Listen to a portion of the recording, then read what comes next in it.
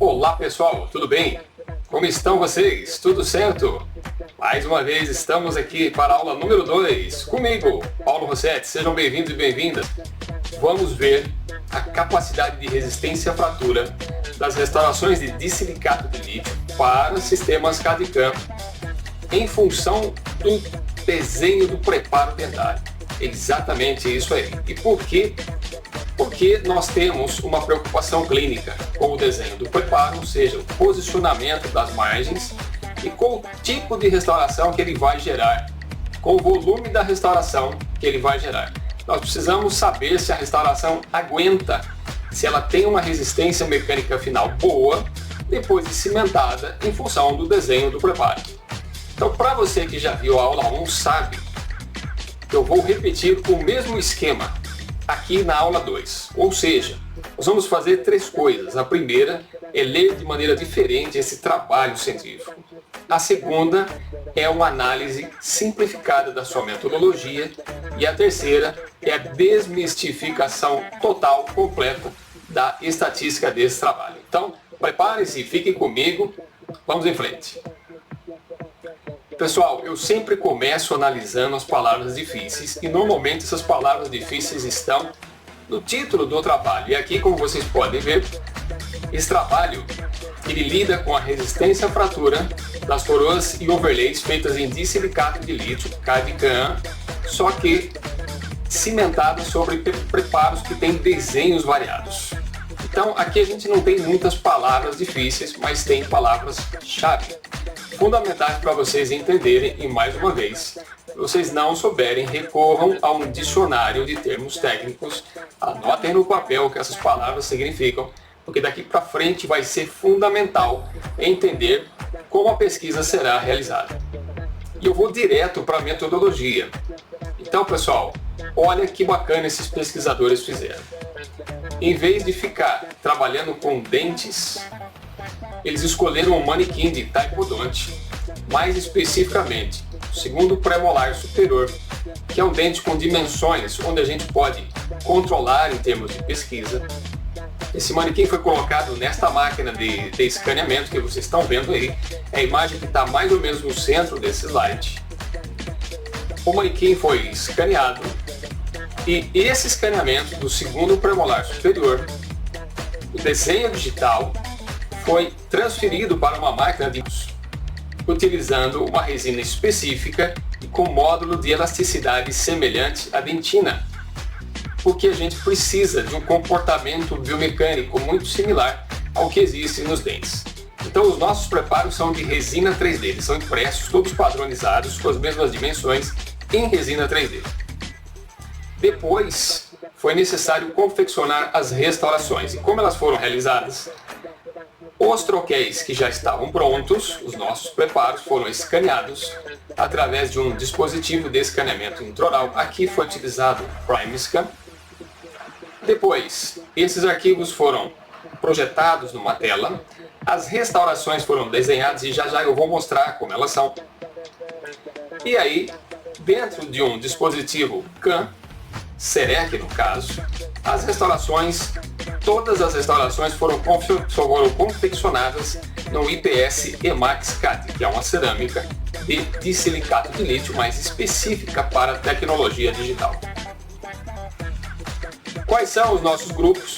Como vocês estão vendo aí na tela, teremos 3 tipos diferentes de desenhos, tá bem?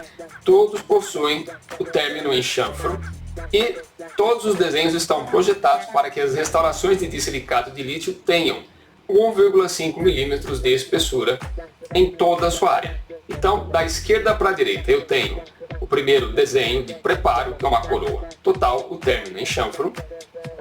No centro, eu tenho um desenho para uma overlay e a margem desse preparo está 2 milímetros acima da margem da gengiva, que no caso aqui está representada pela linha horizontal vermelha. E o último grupo é o grupo onde eu tenho as margens dos preparos colocadas 4 milímetros acima da linha gengival. Mais uma vez reforçando, todos os grupos vão receber um disilicato de lítio CAD/CAM com espessura uniforme de 1,5 milímetros. A única variação aqui, de verdade, é a distância da margem do preparo até a linha de término das nossas restaurações. Muito bem, e agora a gente passa para os processos de limpeza e cimentação dessas restaurações. Então, foram utilizados aqui alguns produtos da mesma marca comercial. Inicialmente, essas peças de dissilicato de lítio foram limpas pelo tempo de 20 segundos. Depois elas foram tratadas com ácido hidrofluorídrico na concentração 4,9% por 20 segundos também. São lavadas em ultrassom para a gente poder remover os excessos. Em seguida, as peças são silanizadas, aplicamos o silano, esperamos evaporar aí as camadas residuais e finalmente as peças são cimentadas com um cimento apropriado para a cerâmica de silicato de lítio. Depois que essas peças são assentadas, nos preparos correspondentes temos aí uma luz de boa potência, uma luz halógena, que vai polimerizando face por face essas peças. Lembrando que nós temos para cada grupo aí 15 preparos. 15 preparos coroa total, 15 preparos com margem a 2 mm e 15 preparos com margem a 4 mm. Depois da fotoativação inicial, todas as restaurações são colocadas sob uma carga de 200 gramas e elas ficam aí por 6 minutos. Essa é uma metodologia padrão, ela é universal, utilizada em todos esses estudos de cimentação de restaurações. Muito bem, estamos quase no final do número 2, que é a metodologia. Depois que as coroas e as overlays estão todas cimentadas, normalmente elas são armazenadas em água por 24 horas, até que chegue o momento dos testes mecânicos. E aqui, pessoal, nós teremos dois tipos de testes mecânicos.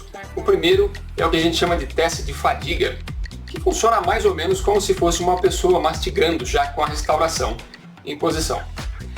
Nesse teste foi utilizada uma carga de 175 newtons, onde existe uma frequência de 1 Hz, ou seja, mais ou menos parecida com a frequência de movimentação de mastigação que nós temos na boca, e o período em que essa carga é aplicada, representado aí por 2 milhões de ciclos. E para finalizar, depois, as peças que sobrevivem ao teste de fadiga, elas são colocadas numa máquina de ensaios universal e elas são apertadas, elas são comprimidas, como vocês estão vendo aí, até que ocorra a fratura catastrófica, ou seja, essas coroas, essas overlays, elas acabam se rompendo e aí termina a fase dos testes mecânicos. Basicamente, é o que aconteceria se nós tivéssemos essas peças em boca, ou seja, mastigaríamos por um determinado tempo e depois, com a fadiga acumulada, em algum momento das nossas vidas elas se romperiam ou teríamos lascas aí. Muito bem, vamos ao número 3, que é a parte da estatística. E aí é aquele conselho que eu já comentei com vocês na aula 1. Procurem a tabela. Normalmente essas tabelas têm a especificação do tipo de restauração. Aqui nós temos uma informação interessante sobre o número de espécimes que sobreviveu. Veja, começamos com 15 em cada grupo. Alguns continuaram com 15, outros foram para 13, outros ficaram com 12. Aqui teremos os valores de força de fratura. Vocês já sabem o que é isso. É a média e o desvio padrão, como eu expliquei na aula número 1. E aqui nós temos uma informação adicional, que é o tempo até a ocorrência da fratura, que está representado aqui em milissegundos. Toda tabela tem alguma informação no seu rodapé. E aqui nós temos aquelas letrinhas mágicas dizendo quem é diferente de quem. Eu vou comentar isso com vocês logo adiante. Só para relembrar que é muito interessante. Mais uma vez, nós temos dois tipos de estatística. Uma é a estatística descritiva, representada pela média, o desvio padrão, o intervalo de confiança mediana. E a outra é a estatística inferencial, os famosos testes T ou teste ANOVA.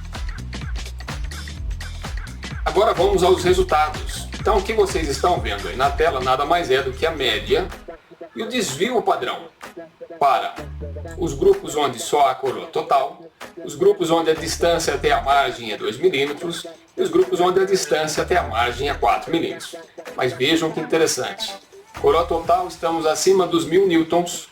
2 milímetros na margem, estamos a um pouco menos, 800 newtons. E a 4 milímetros da margem, estamos praticamente a 440 newtons. Então, daqui para o meio do grupo da coroa total para 2 milímetros, há uma redução média de 200 newtons. Do grupo dos 2 milímetros para os 4 milímetros, temos uma redução média aí de mais ou menos uns quase 400 newtons. Muito bem, e agora, o que nós vamos ver? Vamos relembrar que média e desvio padrão não vivem um afastado do outro, tá certo?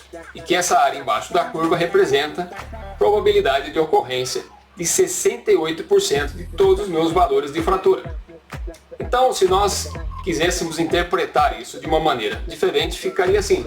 No grupo da coroa total, 68% dos meus valores estariam entre 823 e 1204, o que é um nível bem alto, bem importante. No grupo onde a distância da margem gengival até a margem do preparo foi de 2 milímetros, 68% dos meus valores estão entre 688 newtons e 939 newtons, o que também é considerado um intervalo alto para a resistência à fratura. E no grupo onde a distância é de 4 milímetros, 68% dos meus valores estão entre 340 e 531 newtons.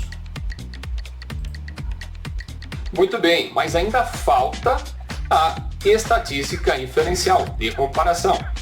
Eu preciso saber, eu quero saber qual grupo é diferente de qual grupo. E para isso, eu vou aplicar um teste estatístico conhecido como ANOVA. E o que vocês estão vendo aqui já é o nosso valor P. E o nosso valor P, ele é menor que 0,001. Mais uma vez, o que isto significa? Toda vez que o nosso valor P, aqui no caso o 0,001, for menor que o 0,05, nós teremos diferenças estatisticamente significativas entre os grupos. Mas a pergunta agora é, eu tenho mais do que 2 grupos e eu preciso saber quem é diferente de quem. Para isso, nosso amigo programa de computador rodará um segundo teste e aí nós saberemos quem é diferente de quem. Então vejam, pessoal, esta é a maneira mais simples de nós guardarmos nas nossas cabeças os resultados. Vamos comparar aqui. Preparo para a coroa total, preparo com margem 2 milímetros. A diferença entre as nossas médias aqui gera um valor P 0,002. Esse é o nível estatisticamente significativo da diferença. Vejam que é considerável. Se eu comparar o grupo 2 milímetros com o grupo 4 milímetros, eu teria um valor P menor que 0,001.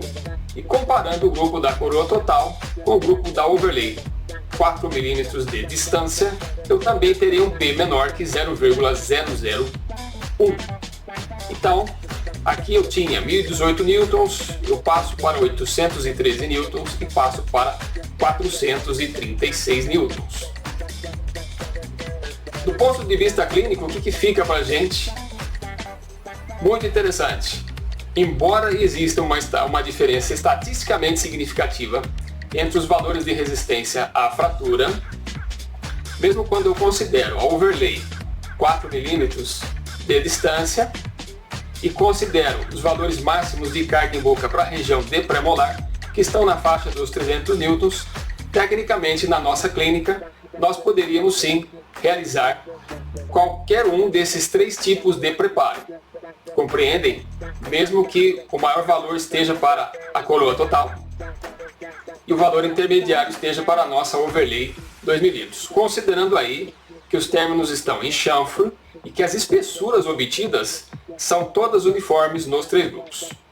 Então essa é a implicação clínica. Nós realmente podemos fazer os 3 tipos de preparo e utilizar o disilicato de lítio para 3 restaurações diferentes. Não há uma grande implicação do ponto de vista de perder a resistência à fratura. Pessoal, é isso aí. Fechamos a aula 2 mais uma vez com chave de ouro. Meu muito obrigado